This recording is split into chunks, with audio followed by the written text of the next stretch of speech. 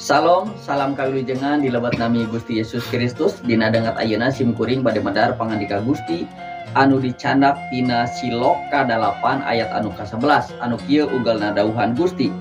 Kami teh hikmat punjul tibatan permata, kabeh panyileukan maneh moal ngungkulan ka kami. Nah para wargi sadaya anu dipikaasi dilebat nami Gusti Yesus, abi umajak supados urang sadaya ngapimilik hikmah eta. Kumargi hikmah eta anu dipaparinkeun ku Gusti kangge urang-urang sadaya teh ieu ngajantenkeun pieunteugeun kangge dina kahirupan urang kapaya. Kumaha carana? Nyaeta urang kedah nalungtik pangandika Gusti anu tiasa ngajantenkeun jejer dina kahirupan urang-urang sadaya.